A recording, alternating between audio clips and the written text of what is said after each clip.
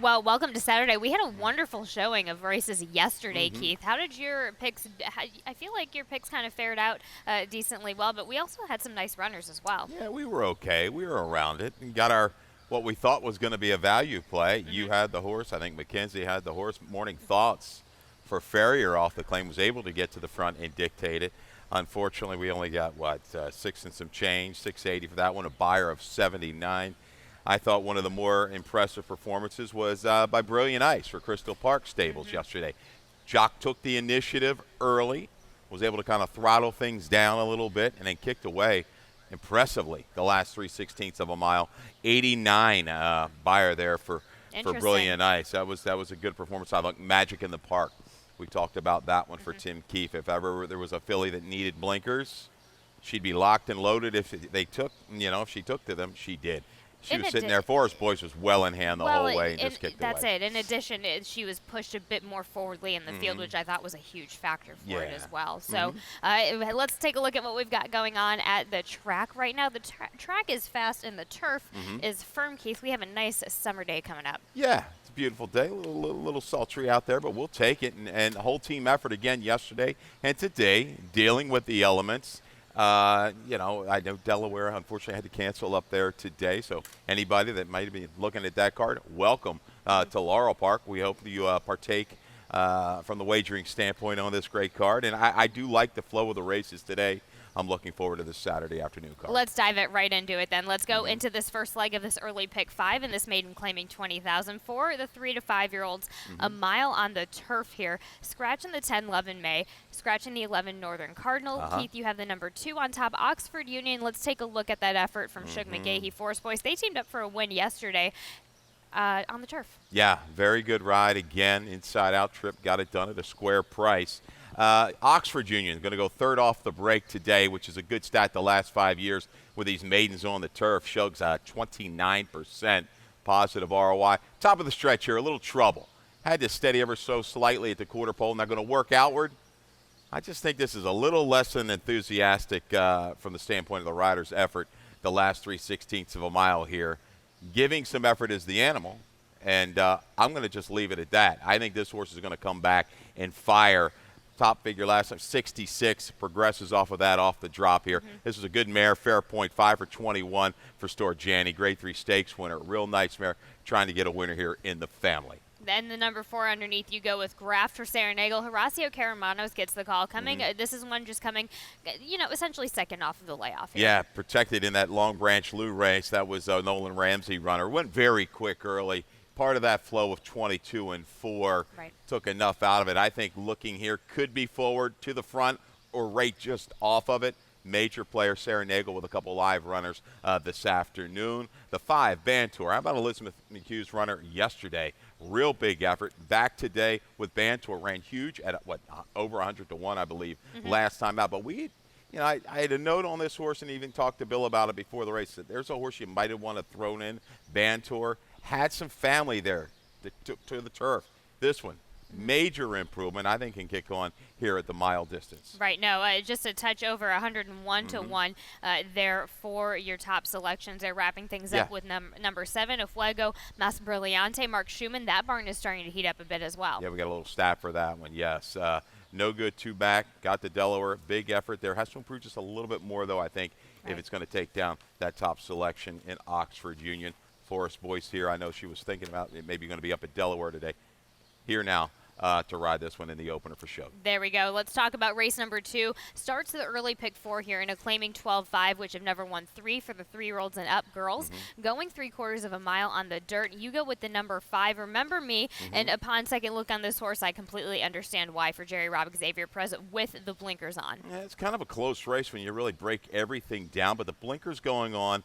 A little drop here for Remember Me. The 3-time winner. We saw this work yesterday. I kind of knocked this horse, and the horse just got it done pudding pie. You got that same jockey-trainer combo and cheese fireball. But I think Remember Me is a little bit quicker than the 3 early. I think can kind of dog the speed just to the inside of Cappadocia. Get control. Hopefully guts it out late here on the surface change and the drop for Jerry Robb and the X-Man. On the outside, you go with She, Her, Hers underneath in your exacta for Mikey Gorham, Daniel Centeno. Morning line 9 to 5. Yeah. And you'd see that as well. I can see a shorter price, no doubt, on this one. 14-1, going the mile last time behind that Divine Romance. It was a 3-5 Jamie Ness runner. But looking at the way she took to rating, they went quick, made the move, held very well. I think she's going to be spying the speeds once they turn for home. Could unleash a powerful run into this group. And the 1 and the 3 on the inside, Tina, and G's Fireball. Jerry Robb, Alexander Crispin after that impressive win last building. time out. Yeah, that was big. Ran well at a distance at Pimlico. Yep. Turned back and got it done at Delhi. Did what she was supposed to do. Next out winner, that one didn't run particularly fast. Tina, I like the way this one kind of had to work through traffic in a big field. Won't have to deal with as much clutter this afternoon. Back figures, a 65, 3 races back. That would win this race. We got Anthony Radcliffe, lightweight in here at $110. At First Sight, who she beat last time, came back to win clear with a 56 buyer yesterday in that 2-in-life condition. 5-6-1-3 for Keith Fusel there in race number 2. Race number 3, we're back on the turf here in this maiden claiming 20,000, going a mile here for the 3 to 5-year-old. Scratching the 7, better watch it. Scratching the 11, that's my boxer.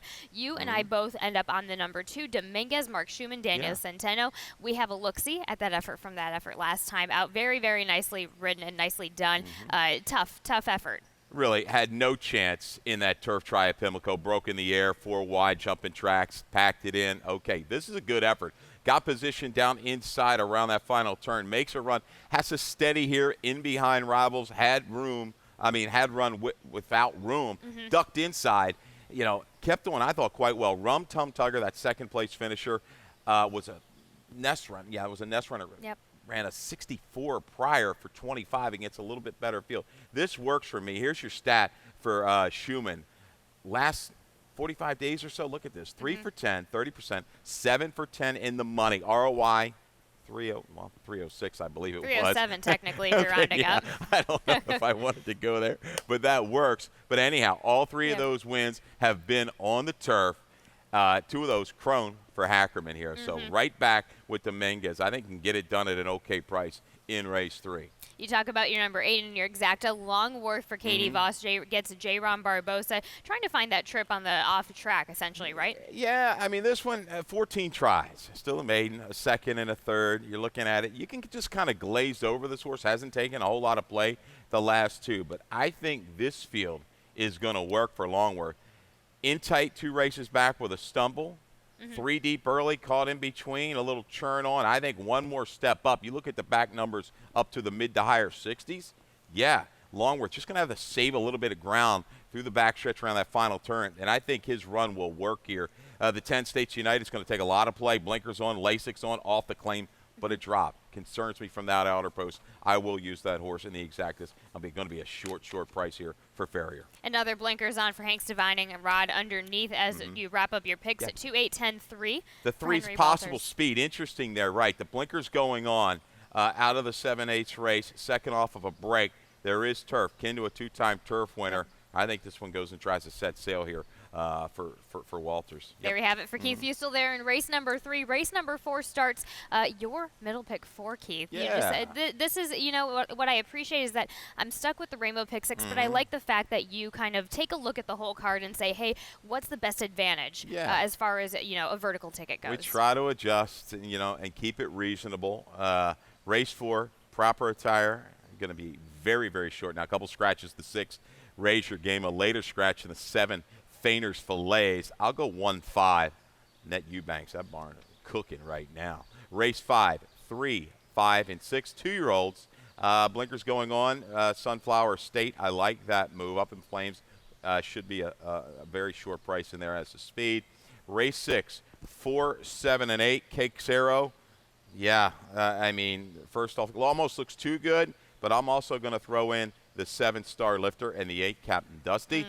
I'll wrap it up in race 7. Scratch the 1, plain 1, Bossiness, and the 4, Honor Your Truth. That leaves me with the 2, 3, and 7. I'm interested to see this return of Viennese Waltz. $27 for that middle pick 4 ticket. Yes, of course. We're so used to the early pick 4, but again, I like that you went with the middle pick 4. It is a good sequence. It also starts the Rainbow pick 6, so we'll just kind of take a comparison. I gave you a cheap ticket yesterday. I couldn't really land on a single here today, Keith. Yeah, I think the card is just I feel like I just wasn't drawn to anything. If I would have been drawn to a single, it would have been earlier on the card. Yeah. So I go 2 deep in races 5, 7, and 9, 3 deep in races 5, or 6 and 8. A $43.20 ticket. Yes, to me it's a bit. I think it's a bit.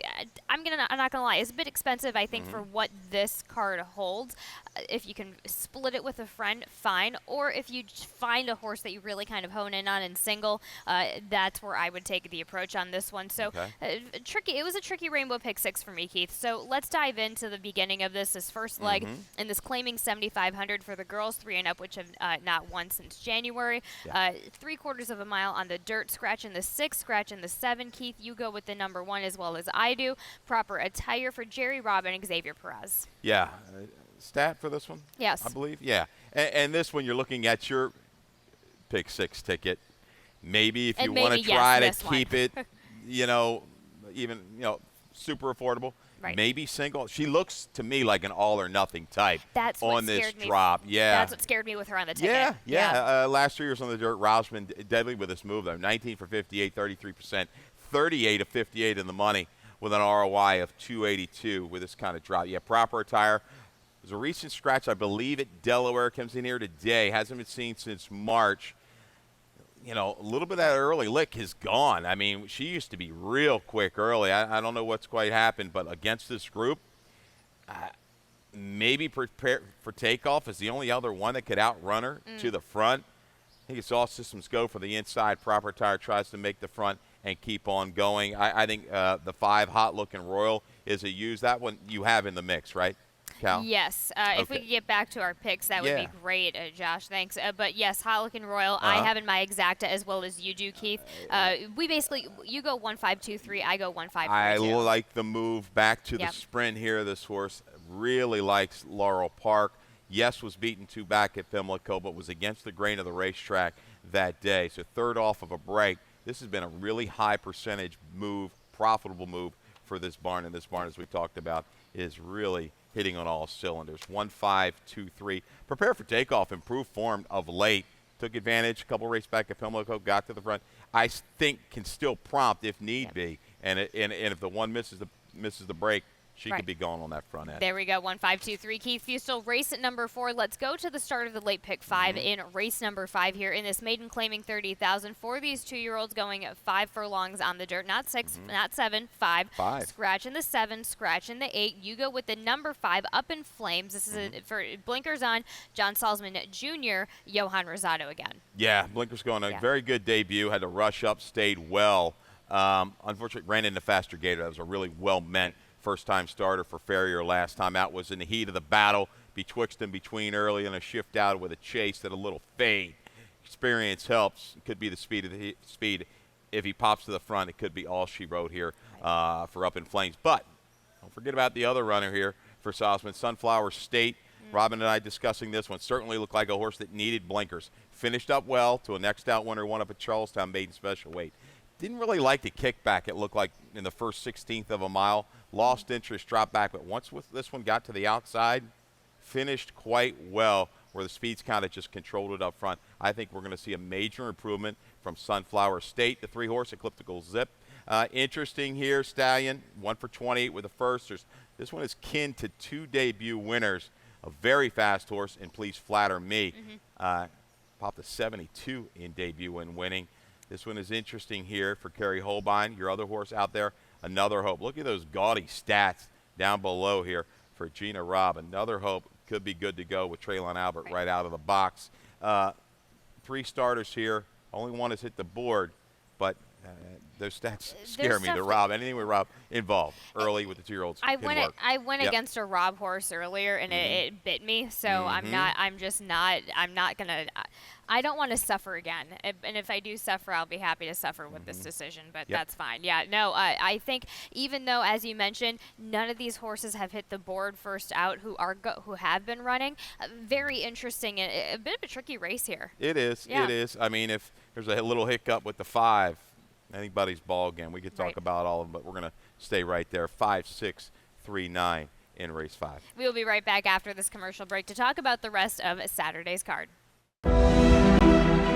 Whether you're new to the world of horse racing or a seasoned professional, we have something for everyone here at the National Museum of Racing and Hall of Fame. From fine art to legendary artifacts, our mission is to preserve and promote the history of thoroughbred racing in America and honor the sport's most accomplished participants. Open year-round and located on Union Avenue, right across from Saratoga Racecourse, adding to the rich history surrounding the oldest racetrack in America. Visit racingmuseum.org.